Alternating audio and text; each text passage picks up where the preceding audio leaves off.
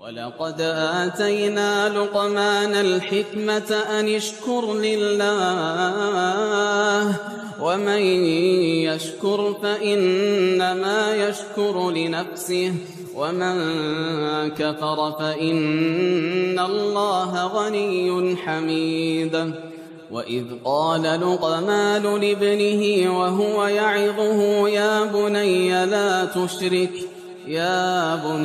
لا تشرك بالله إن الشرك لظلم عظيم.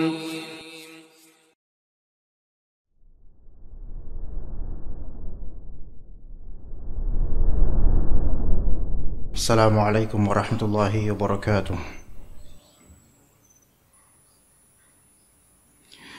إن الحمد لله نحمده ونستعينه ونستغفره ونعوذ بالله من شرور أنفسنا وسيئات أعمالنا من يهده الله فلا مضل له ومن يضلل فلا هادي له أشهد أن لا إله إلا الله وحده لا شريك له وأشهد أن محمدا عبده ورسوله لا نبي بعده فإن أصدق الحديث كتاب الله وخير الهدي هدي محمد صلى الله عليه وسلم وشر الأمور محدثاتها وكل محدثة بدعة وكل بدعة ضلالة وكل ضلالة في النار. أما بعد, para jemaah sekalian rahimani rahimakumullah, segala puji bagi Allah Azza wa Jalla yang masih terus memperpanjang usia dan kesempatan hidup kita untuk meningkatkan iman dan juga amal saleh. Telah tuntas bulan suci Ramadan dan amalan-amalan yang ada padanya. Telah tuntas silaturahim yang kebanyakan atau seluruh dari kita telah menunaikannya di hari menjelang Lebaran, apalagi setelah Lebaran. Dan telah terobati kerinduan-kerinduan terhadap keluarga non jauh di sana, atau mungkin sebagiannya tidak pulang kampung. Namun semua itu tetap sebuah kenikmatan, suatu kenikmatan yang besar dari Allah Azza wa Jalla. Dan pada pertemuan kali ini kita akan membahas secara tematik suatu pembahasan tazkiyatun nufus untuk kalbu dan jiwa kita berkaitan dengan hifdzun ni'am, yaitu menjaga kenikmatan dari Allah Azza wa Jalla. Menjaga di sini yakni dengan menjadikan kenikmatan dari Allah terus berlimpah untuk kita.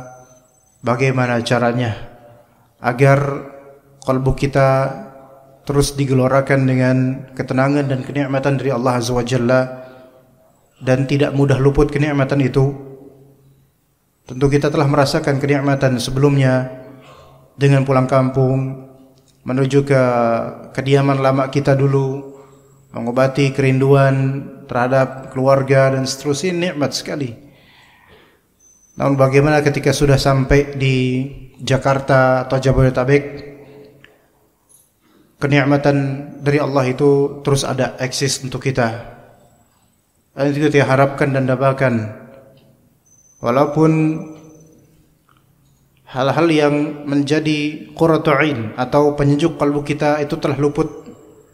Kita sudah sampai di medan di mana kita harus kembali kerja 5 hari sepekan atau mungkin 6 hari sebagian. Namun tentu jemaah sekalian, hikmahnya adalah dunia itu dunia, dan gambarannya ketika kita menikmatinya maka pasti ada batasnya.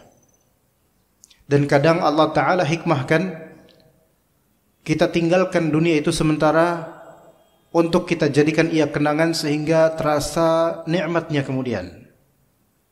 Yang telah kembali ke Jakarta dan telah merasakan kedekatan dengan keluarga di kampung di kemarin-kemarin hari, kemudian mungkin menyaksikan pemandangan-pemandangan indah desanya, sekarang kembali ke Jakarta dengan kemacetan semula yang masih segar sekali dan hangat di pikiran dan memori kita tentang kenikmatan di desa. Sungguh dunia itu seperti itu, pasti nikmatnya terbatas.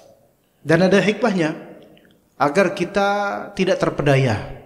Sekarang seandainya Orang yang pulang kampung menetap di desa dan tidak lagi kembali ke Jabodetabek, kira-kira penghasilan dia akan sama atau berkurang? Pasti berkurang.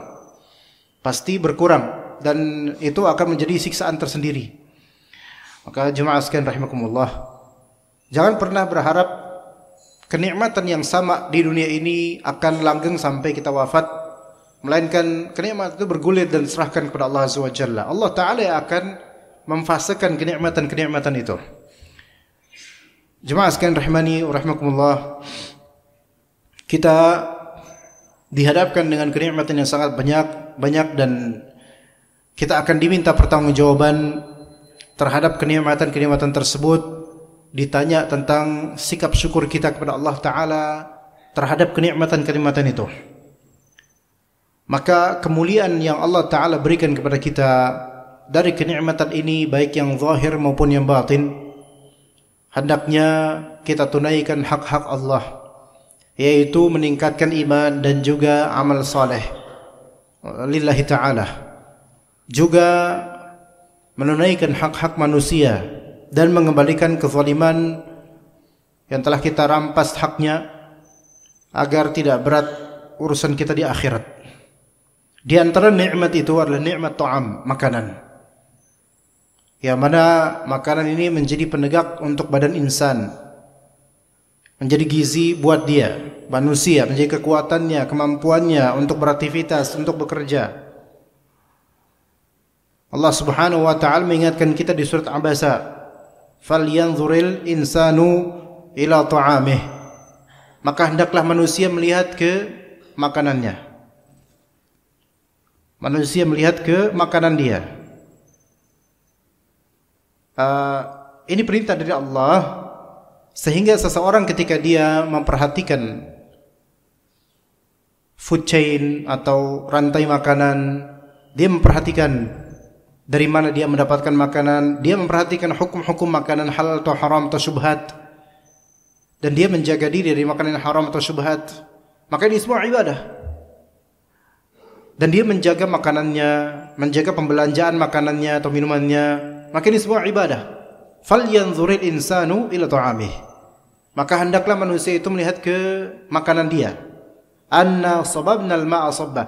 Allah Ta'ala kemudian menyebutkan kronologi bagaimana makanan yang Anda makan, mungkin siang nanti ini Anda akan makan. Allah Ta'ala kronologian bagaimana makanan itu terwujud.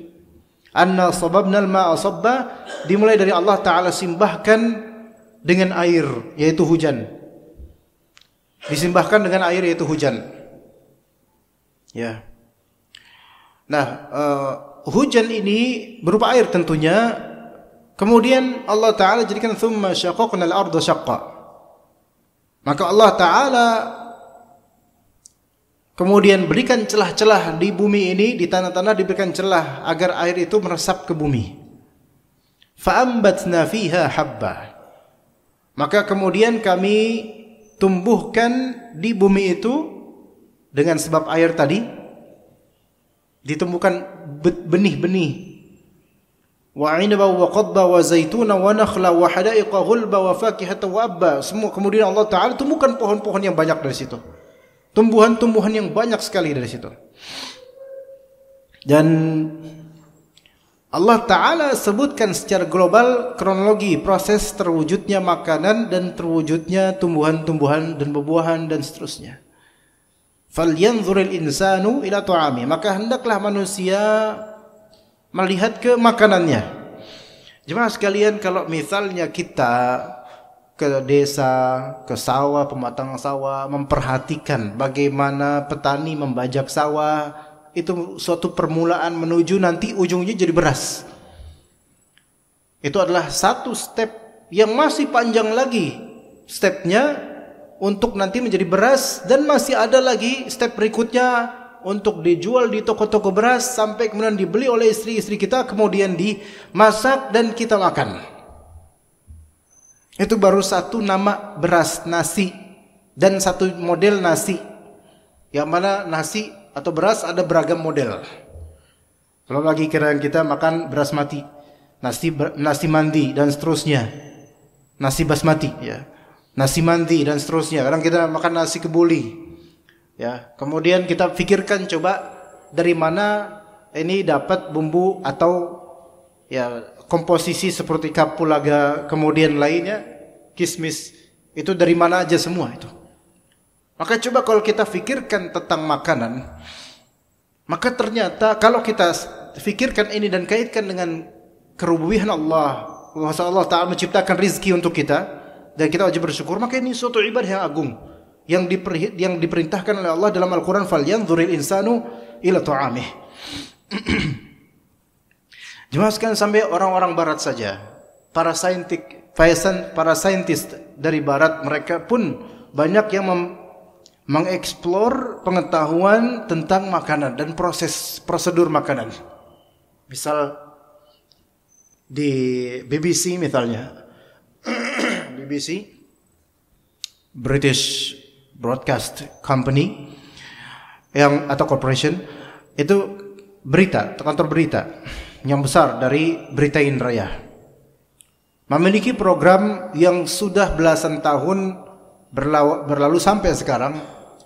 2 program khusus kaitannya, murni yang saya tahu, 2 program khusus kaitannya dengan makanan di BBC Radio 4. Ada misal food chain, tentang rantai makanan dari tahun 11 tahun lalu dibahas setiap pekan sampai hari-hari ini, dibahas tentang makanan dan bagaimana rantai makanan seolah-olah mengamalkan apa? Falyanzuril insanu ila ta'amih. Padahal ini orang-orang kafir. Kemudian juga ada program mereka, baik di Radio 4 atau World Service saya lupa, The Food Program. Yang mana ini juga dari belasan tahun lalu membahas tentang apa? Program makanan. Dan mengeksploitasi pengetahuan tentang masalah makanan. Tapi ini bukan yang seperti antum lihat di acara TV kita, hanya untuk food culinary atau hanya sebatas membahas makanan, mencobanya, kemudian menilainya berapa, 7/10 atau 10. Bukan itu. Tapi membahas bagaimana food in the world, yaitu makanan di muka bumi ini. Ya subhanallah, seolah-olah mereka itu mengamalkan apa? Kalimat falyanzuril insanu ila ta'amih. Hendaklah manusia itu melihat ke makanannya. Padahal mereka orang-orang kafir. Ya. Maka coba kita jemaah sekalian rahimakumullah, betul kita sudah banyak tersibukkan dengan pekerjaan dan hal-hal lain, tapi coba kita lihat Al-Quran ketika mengatakan kepada kita, Allah mengatakan kepada kita, falyanzuril insanu ila ta'amih. Coba perhatikan makanan-makanan kita.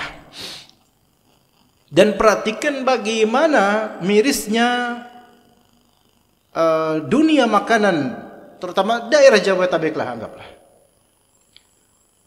Bagaimana pembelanjaan makanan, antum keluar sebentar Pak dari masjid ini, antum akan menemukan banyak variasi makanan.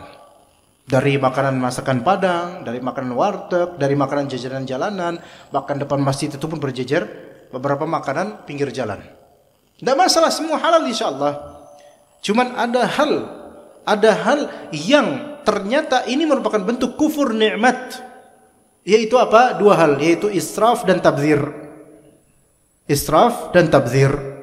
Israf yaitu berlebihan dan mubadzir. Biasanya berlebihan dalam pembelanjaan dan mubadzir dalam mengkonsumsi. Belanjanya itu berlebihan, israf. Mengkonsumsinya ada sisi mubadzirnya, disisain banyak. Ada seorang dari ikhwan kita, dia kumpul keluarga di suatu restoran. Namanya restoran, maka tentu piring, makanan disediakan. Baik dipesan, kemudian tersedia untuk masing-masing pemesan, satu keluarga itu. Keluarga besar. Maka kemudian dia menghabiskan makanan yang disediakan untuknya. Dihabiskan full, jadi piringnya bersih langsung dari makanan.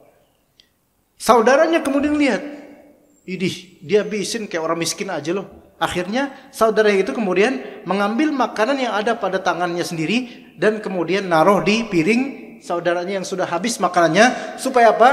Ya pokoknya di plate antum, di piring kamu itu harus ada makanan yang tersisa supaya nggak dianggap miskin. Karena sebagian mindset orang-orang yang kaya akan fulus namun miskin qalbu, bahwasannya kalau makanan dihabisin itu mental miskin. Lah, padahal Rasulullah SAW yang memerintahkan itu. Ya. Kalau kita enggak kepepet, kalau kita masih mampu untuk memakan dan menghabiskan, maka harus dihabiskan. Jangan disisakan. Allah Ta'ala katakan, wa kulu washrabu wa la tusrifu innahu la yuhibbul musrifin. Makanlah oleh kalian, minumlah oleh kalian, silakan minum. Tapi kalian jangan berlaku israf, berlebihan dalam apa? Dalam pembelanjaan. Sesungguhnya Allah Ta'ala tidak menyukai orang-orang yang berlebihan, baik spending atau dalam spending money atau menghabiskan makanan berlebihan. Jangan. Ya. Dan salah satu chef di China ketika di interview oleh salah satu jurnalis dari Eropa, Cina itu termasuk produsen makanan yang sangat besar, variatif makanannya luar biasa ya. Tentu antum tidak bisa mengkomparasikan dengan India, karena India itu street foodnya itu enggak terbatas lah bahan-bahannya ya. Nah, Cina di antara problem mereka adalah ini sejak 10 tahun lalu, yaitu banyaknya konsumen makanan yang sebenarnya mereka membelanjakan sesuatu yang berlebihan dari apa yang mereka butuhkan. Sebenarnya ini refleksi untuk kita juga gitu loh. Dan istri-istri kita terutama yang para ahli belanja ya. Itu beli ini, beli itu, beli ini, belum tentu habis itu makanan. Dan dikatakan oleh salah satu chef ini atau petugas restoran ini, masalahnya adalah kita ini ketika makan secara kolektif, kita memesan lebih dari, dan kita banyak dan lebih dari kebutuhan ketika kolektif bareng-bareng. Tapi kalau kita makan sendiri, kita akan beli sedikit. Coba antum gambarin, benar nggak itu? Kalau misalnya antum sama teman-teman ke restoran, pesan apa? Mesti banyak. Atau antum mau keluarga antum sama istri sama anak, ya. Beli ini, beli itu. Misal kita ke restoran apa, misal apalah, sebutin apa. Ya, itu pilihannya banyak tuh.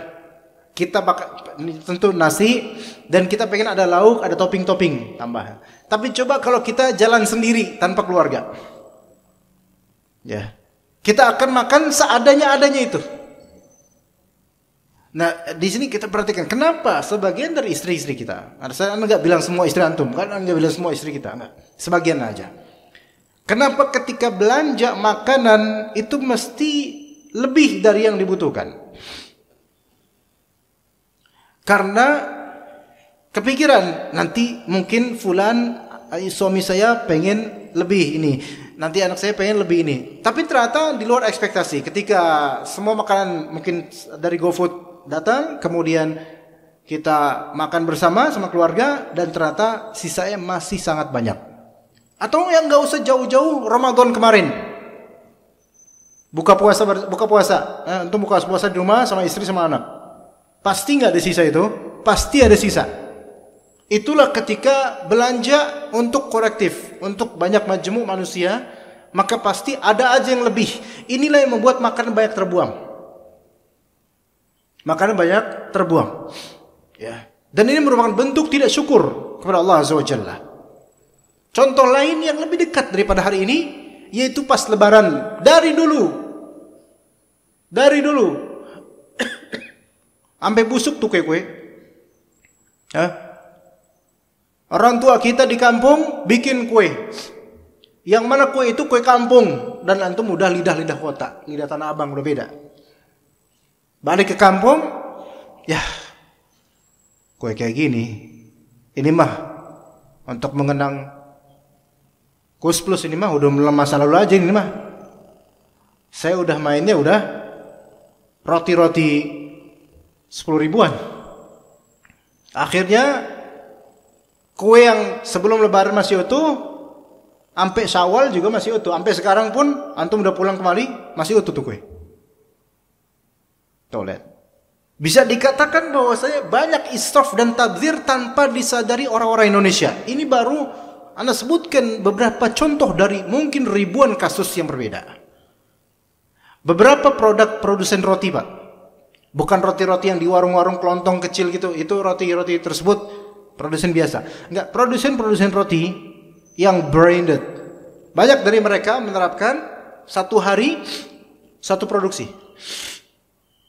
Jadi masa expire versi mereka adalah satu hari saja.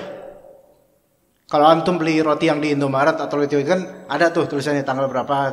Kalau ini enggak, hanya untuk hari ini. Antum bisa tanya ke beberapa toko-toko roti yang terkemuka lah. Enggak boleh disebut namanya, enggak baik. Nah, Anda juga pernah nanya ke beliau-beliau ini, ke para petugas ini. Ini Mbak, roti ini yang dibuat hari ini semua? Iya, semua hari ini masih fresh from the oven. Baik, kalau misalnya nggak laku karena kadang Anda datang malam dan ternyata masih ada beberapa jajaran roti-roti hari ini. Kalau misalnya nggak laku gimana? Ya, kalau nggak laku kita buang.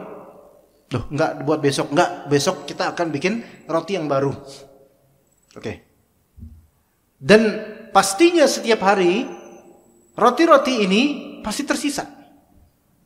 Yang kadang-kadang produksi 100 hanya terjual 50 misalnya. Baik, berarti 50%-nya itu apa? Terbuang. Dan kemudian kita tanya, itu apa yang roti yang yang tersisa yang hari ini nggak terjual, nggak terbeli oleh konsumen, itu kira-kira nggak diambil sama petugas gitu, pegawai? Nggak boleh, kita nggak boleh, SOP-nya nggak boleh, betul-betul harus dimusnahkan roti-roti ini gitu. Subhanallah. Ya, itu mungkin kebijakan bisnis mereka. Ya. Tapi kalau kita pikir-pikir, bukankah ini suatu israf? Dalam Islam ini terlarang? Ya Allah alam ini terlarang. Mau bagaimana terlarang? Ini buang-buang namanya. Ya. Tapi ala kulli hal itu urusan mereka. Hanya saja rasa syukur yang ada itu wajib. Wajib dilestarikan. Nikmat ta'am, nikmat makanan, terutama kaitan dengan lebaran, banyak makanan, bikin gulai ayam, bikin sayur lontong dan seterusnya. Banyak gak habis. Ya. Ada triknya juga jemaah. Kalau misalnya kita itu kan kalau di hari lebaran 1 Syawal kita bakal keliling ya. Biasa keliling itu kita ditawarin terus makanan. Makanya Pak, di satu rumah jangan makan banyak-banyak. Sedikit dulu, karena nanti bakal ditawarin di rumah lain. Supaya kita menghormati dan menghargai tuan rumah, kita makan sedikit. Ntar di sana kita makan lagi. Emang sih, jadi perutnya kepenuhan. Ya sebagai rasa syukur juga orang nawarin, ya udah. Ya jangan kita makan di awal makan banyak, saking laparnya. Ntar di rumah lain, mengunjungi rumah lain orang tua disuruh makan lagi. Ntar di sini, wah, akhirnya kita tolak-tolak tuh orang, nggak bisa. Ya lakul hal semua orang, siapapun dari kita, ikhwan. Ini masalah seperti ini, masalah yang mungkin gharib dan aneh untuk dibahas, tapi tidak aneh sama sekali karena Allah Taala katakan, "Falyanzuril insanu ila ta'amih." Lihatlah makananmu itu. Nah, kalau makanan aja kita diberitakan untuk kita perhatikan, apalagi cara makannya, cara konsumsinya. Sebagian dari orang tua bahkan udah sampai usia tua masih makan minum pakai tangan kiri, padahal udah sering ngaji. Masih biarkan minum atau minum terutama banyaknya minum pakai tangan kiri. Kok bisa-bisanya? Itu karena kebiasaan. Dan walaupun udah ngaji karena udah kebiasaan pakai tangan kiri, maka akhirnya apa? Tetap tangan kiri. Ini problem. Padahal Nabi SAW memerintahkan kita makan minum pakai tangan kanan. Dan melarang makan minum pakai tangan kiri karena syaitan itu makan minum pakai tangan kiri. Maka hindari Pak. Sebagai rasa syukur kepada Allah Subhanahu wa taala. Lihat bagaimana Rasulullah SAW memiliki concern terhadap umat Islam agar menghabiskan makanan yang ada. Jangan menjadikannya terbuang sia-sia kalau memang tidak darurat. Dalam hadis Anas atau dalam hadis lainnya riwayat Muslim dikatakan kana Nabi SAW idza akala ta'aman la'iqa asabi'ahu thalath. Nabi SAW ketika beliau makan makanan maka beliau akan yaitu beliau la'iqa asabi'ahu thalath, yaitu beliau menyendoki mulutnya beliau sendiri dengan tiga jari. Tiga jari. Ya, makannya beliau 3 jari, Pak. Ya. Kalau kita makannya 5 jari, kalau bisa satu gepok. Ya. Ada beberapa anak kecil dibiarkan oleh orang tuanya makan dengan cara gepok. Itu didik supaya apa? Jangan kayak gitu. Kuli aja nggak gitu, Pak. Ya. Jangan. Rasulullah kayak gini makannya. Ya nggak harus. Ini sunnah, tidak sampai wajib, betul. Nabi SAW ingin makannya. Ya boleh juga 5 juga nggak apa-apa, boleh, bukan haram. Tapi kalau mau lebih baik ikuti Rasulullah seperti ini. Sampai Syekh Masyhur Al-Salman hafizahullah, seorang ulama dari Jordania, murid Syekh Al-Albani rahimahullah. Syekh Masyhur hafizahullah. Beliau berkata, wallahu alam, menurut beliau ini bahwa saya makan pakai sendok atau garpu itu lebih dekat kepada sunnah dibandingkan makan pakai 5 jari. Kata beliau begitu. Kenapa? Karena makan pakai sendok atau garpu butuhkan berapa jari? 3 jari saja, ya enggak? Maka seperti dengan bagaimana Nabi SAW makan dengan 3 jari. Begitu, Pak. Tapi ini pandangan beliau. Tidak semua ulama berkata hal yang sama. Ala kulli hal. Di sini menunjukkan Rasulullah SAW dari segi metode makannya saja menunjukkan bahwasanya beliau tidak kemaruk, tidak rakus, tidak pengen semua, tidak pengen segepok, enggak. Bisa dilihat bagaimana beliau SAW buka puasanya dibandingkan kita apa? Jauh, Pak, jauh. Kita buka puasa enggak ada gorengan, enggak aci. Ya. Tapi Rasulullah SAW buka puasa apa? Pakai kurma air. Bahkan kalau ada kurma air saja. Itu buka puasa Rasulullah. Kalau kita buka puasa di rumah sama keluarga, sama istri, sama anak, cuman kurma air, kira-kira mencak-mencak nggak kita? Pasti. Gimana sih kurma air dong? Mana gorengannya? Mana ininya? Mana ini? Walaupun itu nggak bakal terjadi sih, karena istri-istri kita juga nggak mau juga buka puasa cuman pakai kurma doang. Ya.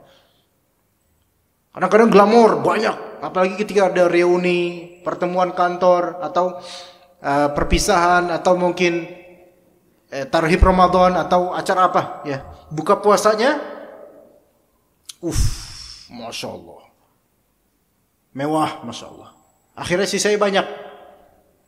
Tapi alhamdulillah para OB kemudian mereka yang mendapatkan rezekinya, alhamdulillah, ya itu alhamdulillah sih ya. Tapi apakah perlu sampai segitunya kita buka puasa sebanyak itu? Rasulullah sampai 3 makan buka puasa sesederhana itu, subhanallah. Kemudian berkata Nabi SAW dalam hadis riwayat Muslim, "Idza saqatat luqmatu ahadikum falyumit adha al-adha wal yakulha wa la yada'ha li syaitan." Ini penting banget ini. Di antara rasa syukur, di antara bukti syukur seorang muslim terhadap Allah, kepada Allah Ta'ala tentang makanannya, kata Nabi, jika suapan makanan seorang dari kalian ada yang jatuh tuh makanan, maka hendaklah diambil dan disingkirkan kotoran, karena jatuhkan ada kotoran misalnya debu atau apa, disingkirkan selama masih mungkin untuk disingkirkan dan tidak najis atau tidak semisalnya, maka disingkirkan itu dan makan. Misal antum makan roti jatuh ke tanah, ada berapa partikel atau atom kecil dari tanah, antum singkirkan atau antum potek sedikit bagian tanah, buang ya. Maka antum makan. Diperintah oleh Nabi. Kenapa begitu? Wala yada'ha lisyaitan. Jangan dia sisakan, jangan dia tinggalkan makan yang jatuh itu untuk syaitan. Kalau emang masih mungkin untuk dibersihkan, maka ambil, pungut, hilangkan adza, kotorannya dan makan. Nah, beberapa banyak dari rumah tangga sekarang, entah hadis ini pernah sampai atau belum sampai, wallahu alam, tetapi nggak diajarin oleh orang tuanya sunnah ini, malah justru lebih atau kontradiktif dengan sunnah ini. Padahal lantai masih bersih, pokoknya kalau jatuh ke lantai jangan dipungut lagi, udah. Nah hakikatnya kata Nabi SAW, mafhum mukhalafahnya adalah kalau kita tinggalin itu makanan jatuh, padahal masih mungkin kita bersihin, hakikatnya kita sedang feeding, memberikan makanan pada syaitan. Memberikan makanan pada syaitan. Feeding syaitan. Sebenarnya gitu ya. Kecuali kalau misalnya udah sampai kena tai kucing ya itu janganlah untuk makan. Atau kena jatuh comberan ya itu jelas, itu hal-hal yang udah di luar logika kita untuk kita makan, udah nggak usah diperkirakan. Tapi kalau misalnya cuma jatuh ke lantai, jatuh ke tanah yang masih bisa dimungkinkan untuk dibersihkan, bagian makan. Antum pernah lihat gak orang tukang bakso? Atau tukang lain misal ngerokok kemudian jatuh rokoknya ke mana? Aspal. Atau tukang bakso gerobak tuh, kalau misalnya lagi nggak ada apa namanya, nggak ada pengamen, nggak ada konsumen, dia ngerokok sendiri.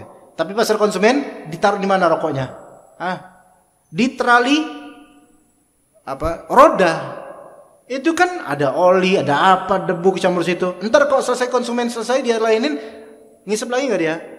Di bagian mana? Di bagian yang kena dengan debu-debu itu. Lah itu aja orang masih mau menghargai kok. Lah ini makanan yang lebih bagus. Malah jangan diambil nak. Udah kotor. Belum, kalaupun udah kotor bisa dibersihin. Ya, mari kita bilang ke istri-istri kita gitu. Bila kita bilang ke istri-istri kita gitu. Rasulullah nyuruh. Karena kalau kita diamin kayak gini, kita sama dengan apa? Membiarkan ini supaya dimakan syaitan. Makin senang itu syaitan.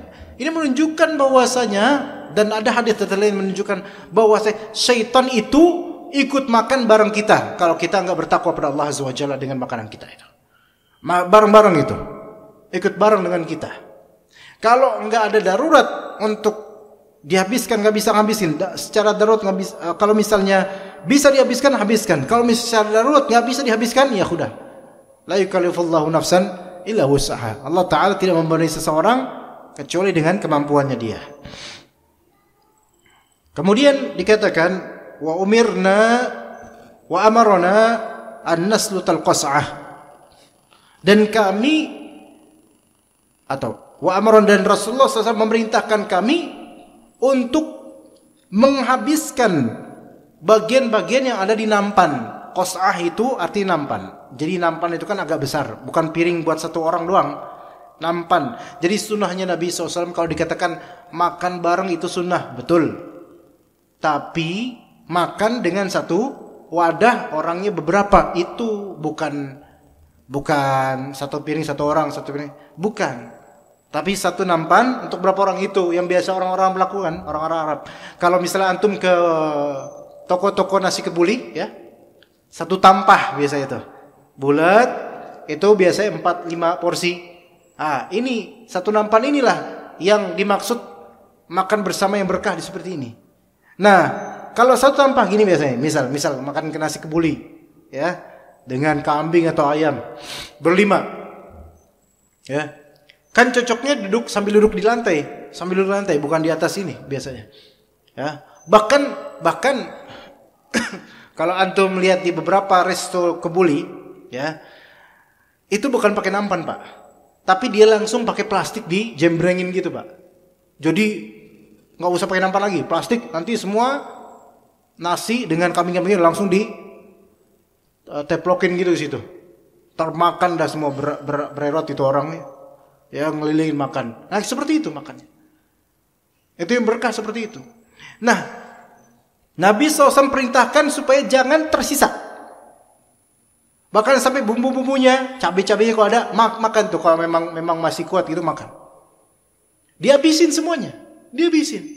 Kalau kita makan nasi kebuli sama teman-teman, misalnya sama jemaah, sama teman-teman Arab Indo ya, itu kan porsi mereka itu, apalagi orang Arab yang langsung pakai badannya gede-gede itu.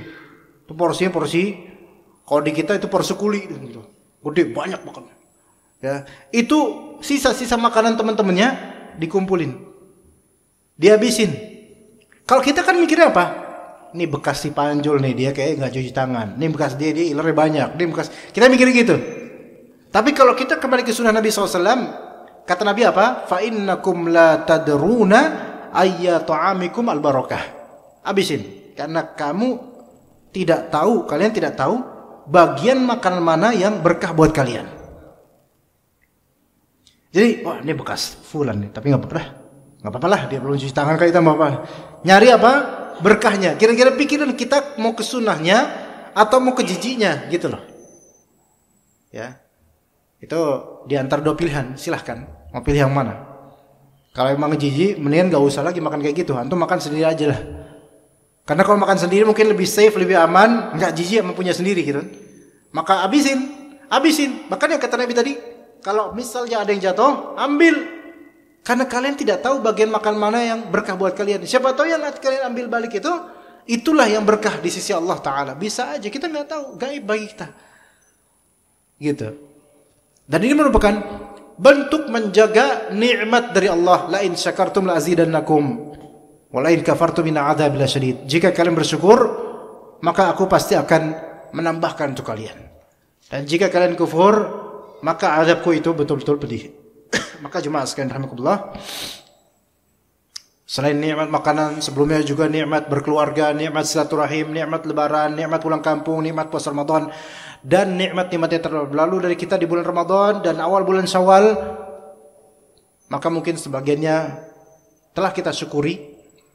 Bahkan mungkin pulang kampungnya sebagian dari kita adalah bentuk syukur kepada Allah Ta'ala dengan berkeluarga. Sehingga banyak nafkah, banyak infak, ya kan? Banyak sedekah, ya.